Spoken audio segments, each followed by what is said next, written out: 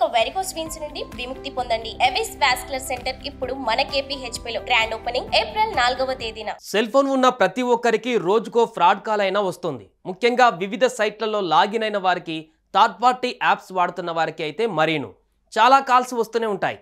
అయితే ఆ కాల్స్ నుంచి కొందరు తప్పించుకుంటే మరికొందరు మాత్రం చిక్కుకుపోయి లక్షలు పోగొట్టుకుంటారు. కానీ తెలివిగా ఫ్రాడ్ కాలర్స్ను మాటల్లో పెట్టి మాయ చేస్తే వారే కాళ్ళ బేరానికి వస్తారు. ఇదిగో చరణ్జీత్ కౌర్ అనే అమ్మాయి కూడా అదే చేసింది. అసలేం చేసిందో ఇప్పుడు చూద్దాం.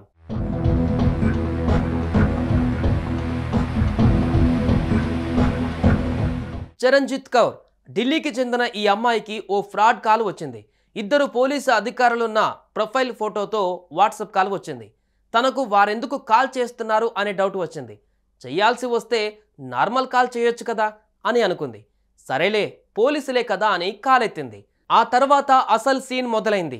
ఆ కాల్ రికార్డ్ మీరే చూడండి.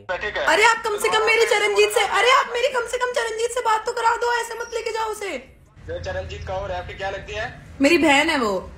जी मैं आपको मालूम इस वक्त कहाँ पर है? वो गई हुई है बाहर कहीं, अभी तो दिल्ली साइड।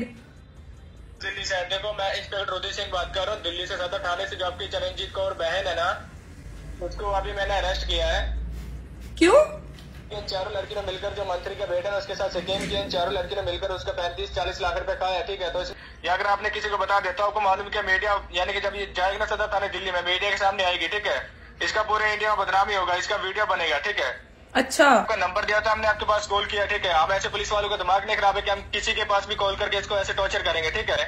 आप मेरी एक बार चरणजीत से बात तो करा दीजिए कम से कम। बात नहीं करवा सकते, ठीक है। अगर आप कुछ कम्प्रोमाइज करना चाह रहे हैं, ठीक है, नहीं तो मैं इसको लेके जा रहा हूँ। अरे बोले 5 मिनट का टाइम है।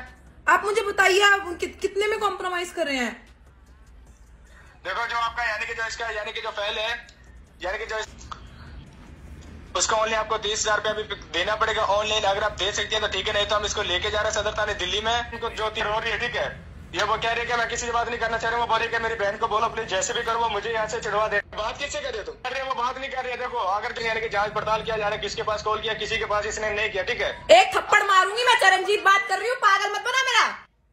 చూసారుగా అదన్నమాట సంగతి. చరణ్జీత్కు కాల్ చేసి మీ సోదరుడిని అరెస్టు చేశాం, 20,000 పంపిస్తే మీరు వచ్చేంత వరకు జైల్లో వేయకుండా చూసుకుంటాం, డబ్బులు పంపకపోతే మీ ఇష్టం అని చెప్పి ఈ విషయం బయటకు చెప్పడానికి ప్రయత్నించొద్దు అని చెప్పారు ఆ ఫేక్ పోలీస్ ఆఫీసర్లు.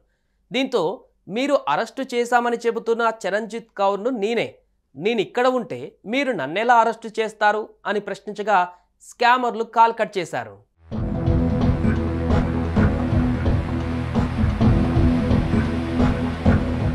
ఈ వీడియో కాస్త తెగ వైరల్ అవుతుంది. చరణ్జీత్ పరిస్థితిని హ్యాండిల్ చేసిన తీరుకు నెటిజన్లు హ్యాట్సప్ చెబుతున్నారు. ఇలాంటి అవగాహన అవసరమని అంటున్నారు. ఇలాంటి స్పామ్ కాల్స్కు సరైన బుద్ధి చెప్పాలి, లేదంటే మన దగ్గర ఉన్న డబ్బంతా ఊడ్చేంత వరకు ఆగరు. కాల్లో ఎవరు ఓటీపీ అడిగినా, డబ్బులు ట్రాన్స్ఫర్ చేయమన్నా అస్సలు చేయొద్దు.